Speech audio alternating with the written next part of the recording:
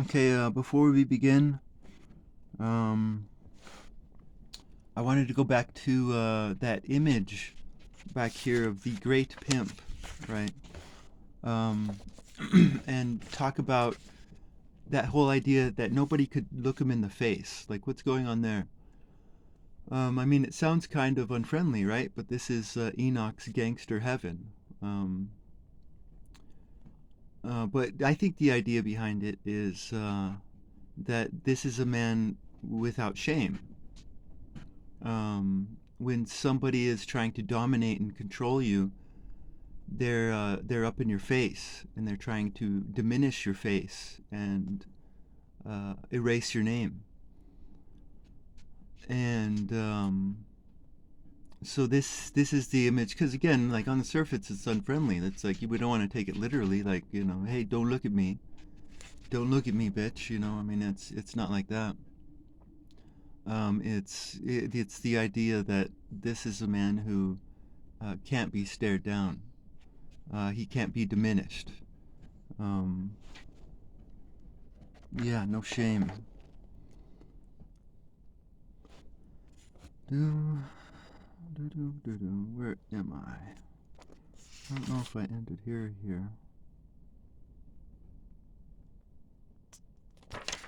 I'll just read it again then. After this, I beheld another army of chariots with men riding in them. Did I get all this stuff?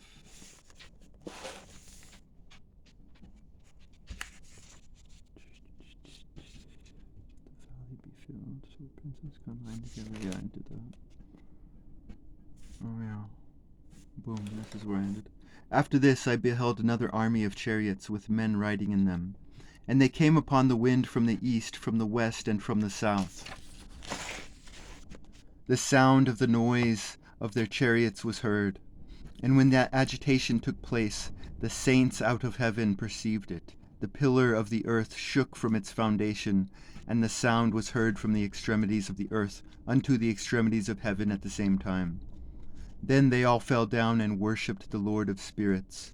This is the end of the second parable. I now begin to utter the third parable, concerning the saints and the elect. Blessed are ye, O saints and elect, for glorious is your lot. The saints shall exist in the light of the sun, and the elect in the light of the everlasting life. The days of whose life shall never terminate, nor shall the days of the saints be numbered, who seek for light and obtain righteousness with the Lord of spirits. Peace be to the saints with the Lord of the world. Henceforward shall the saints be told to seek in heaven the secrets of righteousness, the portion of faith. For like the sun has it arisen upon the earth, while darkness has passed away. There shall be light interminable, nor shall there enter upon the enumeration of time. For darkness shall be previously destroyed, and light shall increase before the Lord of spirits. Before the Lord of spirits shall the light of uprightness increase forever. In those days my eyes beheld the secrets of the lightnings, and the splendors, and the judgment belonging to them. They lighten for a blessing and for a curse. Okay, is this it? Yeah, we're getting to it. Now this to me is, I think, beautiful. Lightnings, I'm gonna say, is intent or heart. Okay, and thunder is the will. Okay, that's what I believe. And so there's splendor in your heart. Your heart lightens for a blessing and a curse. The sound of the thunder, right? The power of the will. In those days my eyes beheld the secrets of the lightnings and the splendors, and the judgment belonging to them. They lighten for a blessing and for a curse, according to the will of the Lord of spirits. And there I saw the secrets of the thunder, when it rattles above in heaven, and its sound is heard. The habitation also of the earth were shown to me. The sound of the thunder is for peace and for blessing. as well as for a curse, according to the word of the Lord of spirits. So, like, one thing is that the habitations there's habitations in heaven, right? That means there's homes in heaven. That means there's privacy in heaven. Um, it's like in a good relationship, you don't lose yourself. Um, in a bad relationship, you diminish and you get erased. So this is a relationship. This is a good relationship according to Enoch, right? The habitations of the earth. Afterwards, every secret of the splendors and of the lightnings was seen by me. For blessing and for fertility they lighten. So the heart and fertility are linked, maybe. In the 500th year, and in the 7th month, on the 14th day of the month of the lifetime of Enoch, right? This is probably some 40 or 50-year-old man, right? In that parable, I saw that the heaven of heavens shook, that it shook violently, and that the powers of the Most High and the angels, thousands of thousands and myriads of myriads, were agitated with great agitation. And when I looked, the Ancient of Days was sitting on the throne of his glory, while the angels and saints were standing around him. A great trembling came upon me, and terror seized me. My loins were bowed down and loosened, my reins were dissolved, and I fell upon my face. The holy Michael, another holy angel, one of the holy ones, was sent, who raised me up. And when he raised me up, my spirit returned. For I was incapable of enduring this vision of violence, its agitation, and the concussion of heaven. Then holy Michael said to me, Wherefore art thou disturbed at this vision? Here too has existed the day of mercy, and he has been merciful and long-suffering towards all who dwell upon the earth. But when the time shall come, then shall the power, the punishment, and the judgment take place, which the Lord of spirits has prepared for those who prostrate themselves to the judgment of righteousness, for those who abjure that judgment, and for those who take his name in vain. So real quick, take name in vain, that does not mean like, oh my God, oh my God, oh my God. In that, like, to say oh my God is an emotive statement that really doesn't have any cognitive meaning. To take his name in vain is to, I think, according to Enoch and the Torah, it would be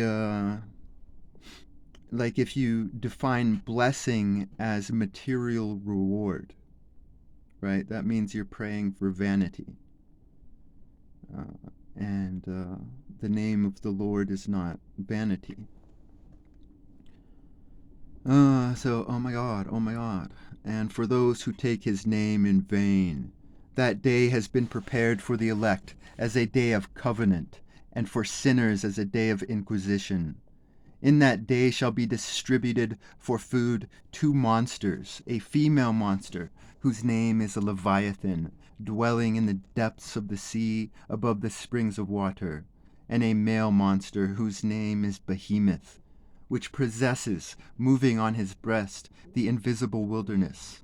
His name is Dendayen, in the east of the garden, where the elect and the righteous will dwell, where he received it from my ancestor, who was a man from Adam, the first of men, whom the Lord of spirits made. Then I asked another angel to show me the power of those monsters, how they became separated on the same day, one being in the depths of the sea, and one in the dry desert. And he said, Thou, son of man, art here desirous of understanding secret things. And the angel of peace who was with me said, Those 2 monsters are, by the power of God, prepared to become food, that the punishment of God may not be in vain. Then shall children be slain with their mothers, and sons with their fathers, when the punishment of the Lord of spirits shall continue. Upon them shall it continue, that the punishment of the Lord of spirits may not take place in vain. after that, judgment shall exist with mercy and long suffering. Then, so like we need to figure out what this mercy means, because, like I said later on, he uses it pretty loosely. Um,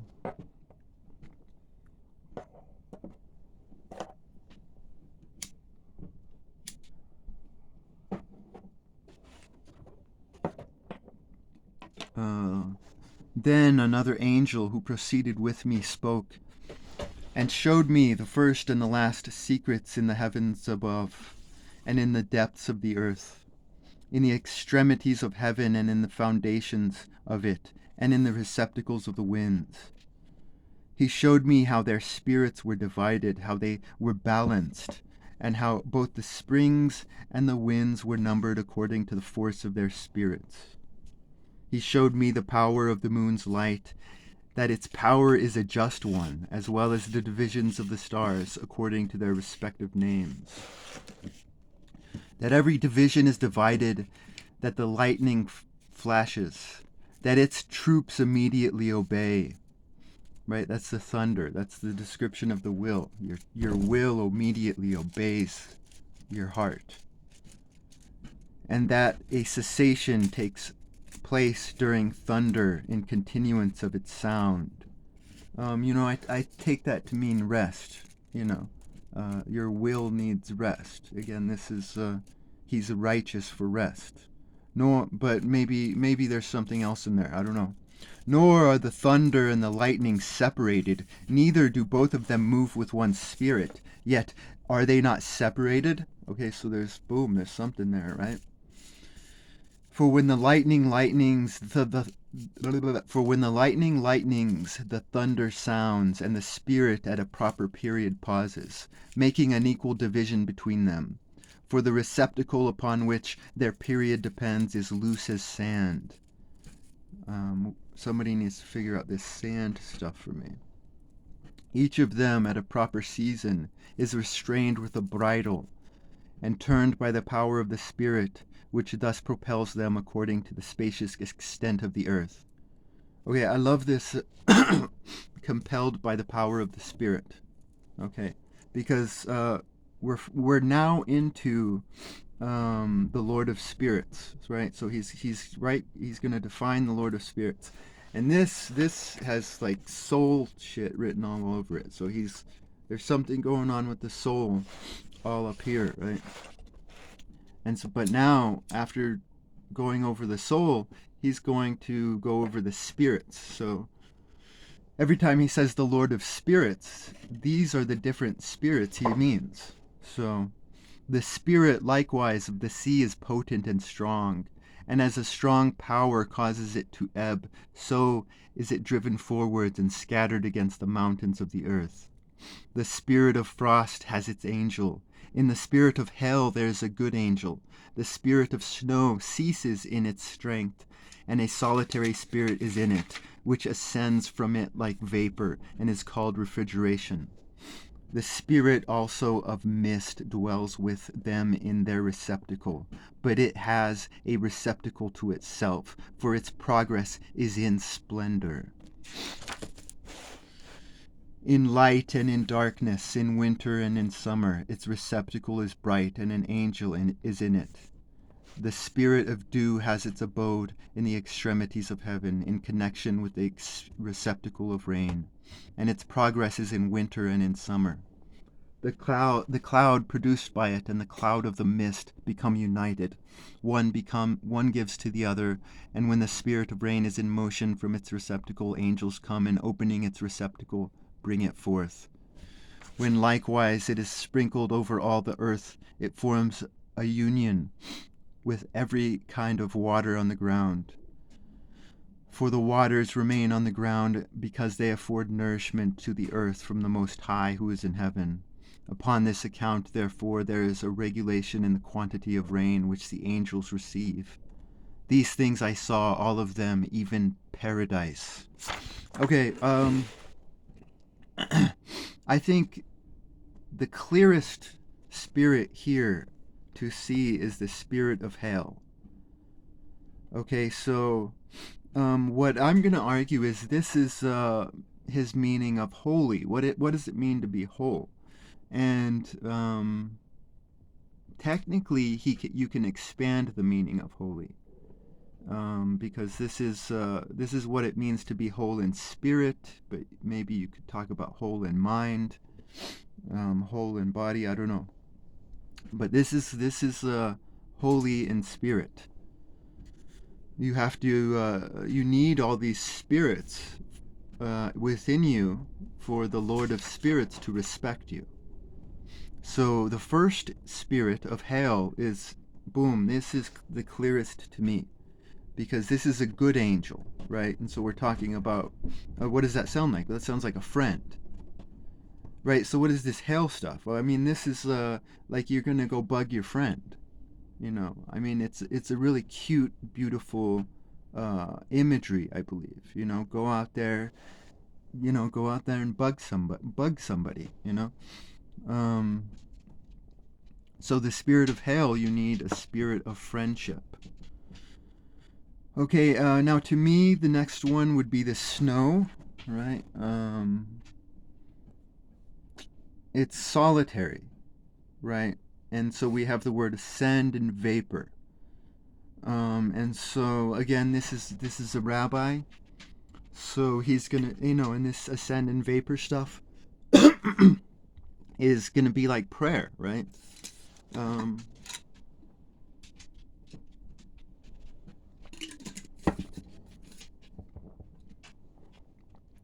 this is imagery of prayer.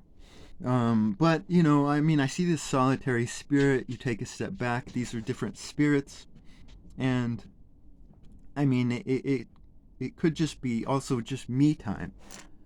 You need some me time in your life. So if this was me time, what would ascend and vapor be? That would be just like letting go. I mean, because throughout the day you're gonna work. Your friends are gonna come over and start to bug you. And so this ascending and vapor could also be me time, right? um, Now, of course, work is going to be a part of it, and to me, the sea is definitely work. So you need a spirit of work within you, because again, we have this word potent and strong. Now, the rest of this, though, I don't. It's locked to me. A strong power. I mean, that sounds definitely work right there. Um, do do do. So, okay, the next one I don't hold to, but I like it. Um, so I'll give it out there and see what you think. So the next one would be the spirit of frost. And so what I get by that is that when I think of frost, I think, I mean, that's cold. Like, that's really cold. So you think of frost and you think, oh, I need to get warm. So I need a sweater, and I need a fire. And so you think of comfort. So this is like a comfort, you could say comfort time. Um, but I think of the word like the because this is talking about the soul, so this is a comfortable soul. So um, I think a comfortable soul, I think a happy soul. So I drew that out into do things that make you happy. Um, but yeah, this Beard of Frost is a I don't know. What do you guys think about that one?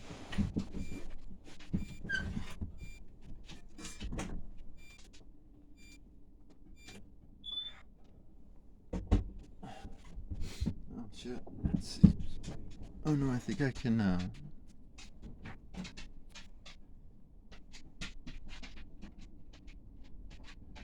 put the light on. Can't turn on flashlight. Being used by another app. What?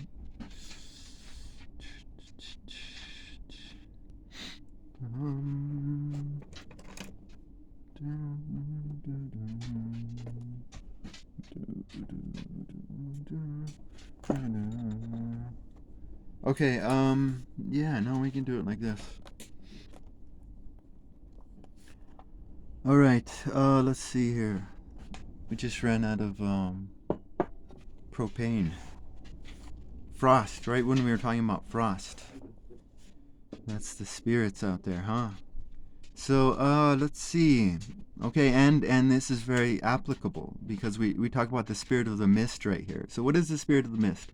Um, like I keep seeing this in Enoch. I mean, this is stuff that's definitely in Moses and Samuel. Um, that nobody else sees really, but Enoch definitely sees it, and it's hard to describe unless you know Moses. Because the Torah is a ninja scroll.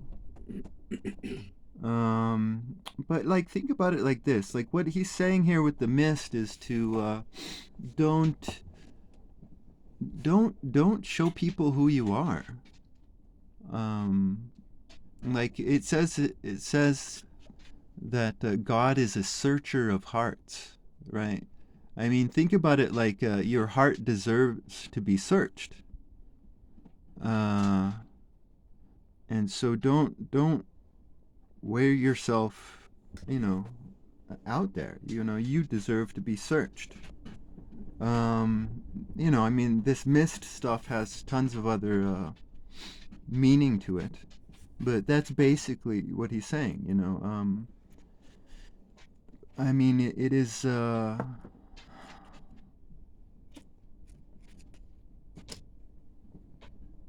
It is much better to go through life lonely than to be with false faces.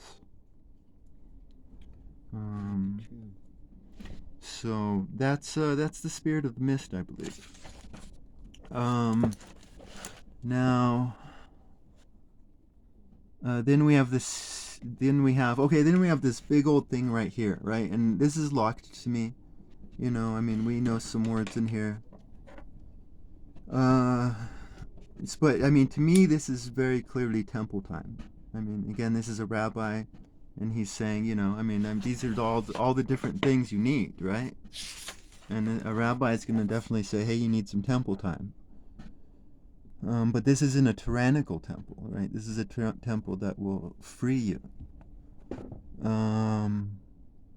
And of course, you don't have to think about this as like different. You don't have to get literal and think about this as different times of the day.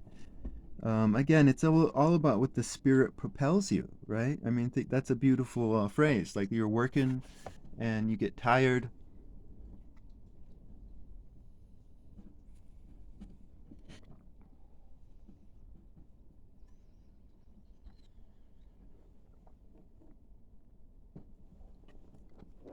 And you're like, the spirit propels me to go chill, take some chill time, you know? But like, think about it like you want to take a 2 week vacation with your family, you know? That's family time right there. Um, that would be that would be the hail, the spirit of frail. Hail is a good angel. Um, and the spirit of frost together, right? Works. Uh, you can do multiple together. Doop, doop, doop. Let's see. So yeah, no, I don't think like you don't have to be like like a how Germans are described, like this part of the day, this part of the day, this part of the day, you know. That's how they're described, but Germans love freedom, so Überfrieden. All right, let's see here. But yeah, so this is what it means to be holy, according to Enoch. Like Enoch is righteous for rest, because yeah, oh my goodness, like, and later on he's gonna describe the difference between rest and recuperation, right? If you're recuperating, you're really not resting. I mean, you need energy for your friends. You need energy for your family. You need energy, uh, you know, to chill with yourself. You know, if you're going to read a book or meditate, or, I mean, meditation takes energy. It's work. Oh my goodness. All right. In those days, I beheld long ropes given to those angels. And you can also see, right, how this book is being written. Because he's been talking about the Lord of Spirits for a long time now. But now now you finally know what he means. Or actually you don't, because I only have part of it.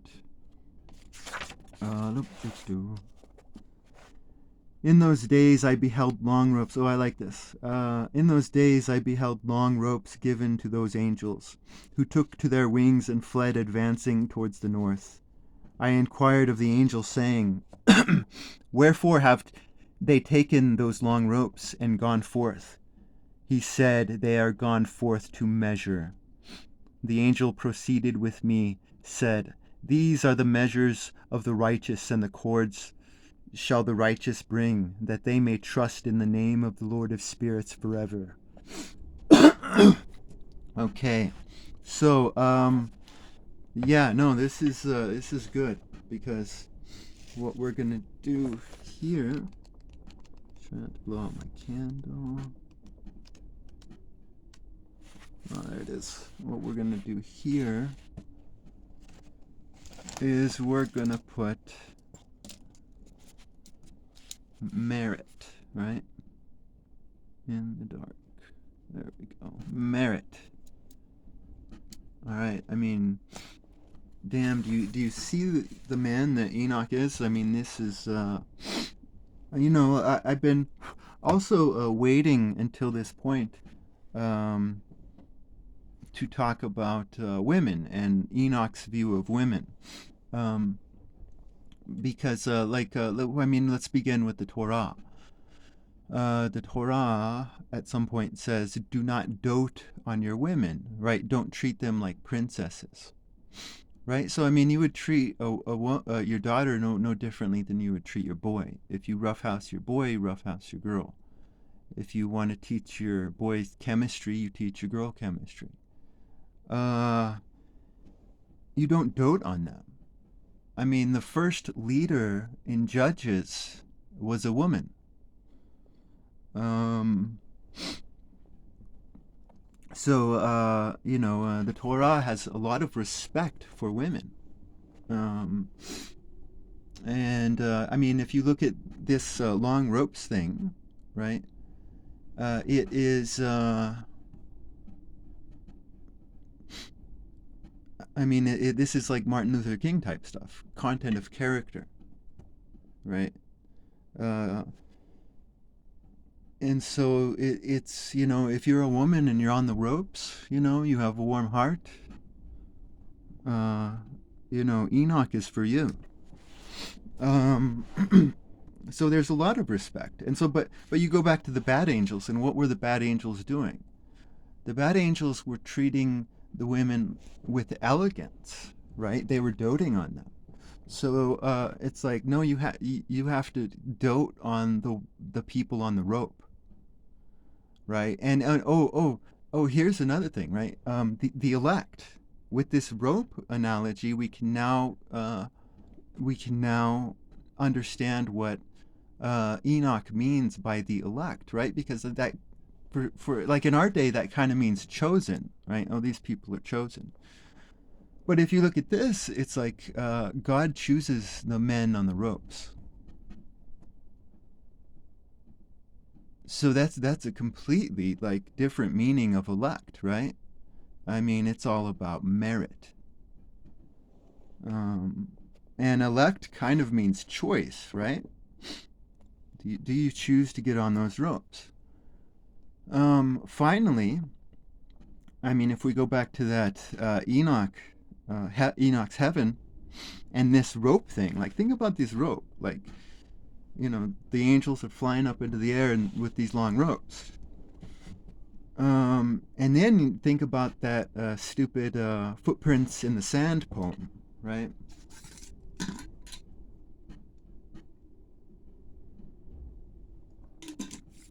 The heaven, which is in that poem, Footprints in the Sand, is a completely different poem than this Book of Enoch. or it's a completely different heaven than in this Book of Enoch. Because if you can't walk according to Enoch, then fucking crawl.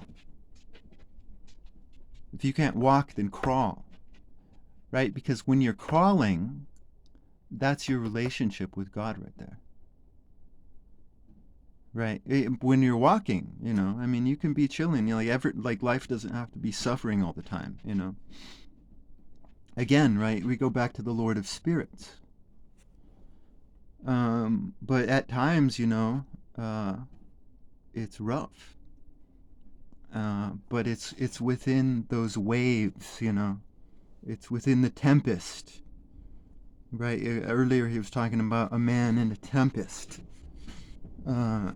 So I think that's oh my goodness, this, you can clearly see Enoch's heaven, Enoch's God, in all this. And I think that is it. Let's just keep reading. Let's see. I don't have time.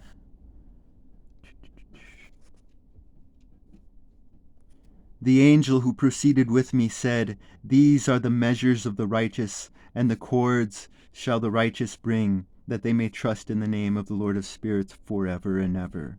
The elect shall begin to dwell with the elect. And these are the measures which shall be given to faith, which shall strengthen the words of righteousness. These measures shall reveal all the secrets in the depth of the earth. And it shall be that those who have been destroyed in the desert, and who have been devoured by the flesh of the sea and by the wild beasts, shall return and trust in the day of the elect one. For none shall perish in the presence of the Lord of spirits, nor shall any be capable of perishing." Then they received the commandment, all who were in the heavens above, to whom a combined power, voice, and splendor like fire were given. And first with their voice they blessed him, they exalted him, they glorified him with wisdom, and ascribed to him wisdom with the word and with the breath of life. All right, I think we'll stop it there.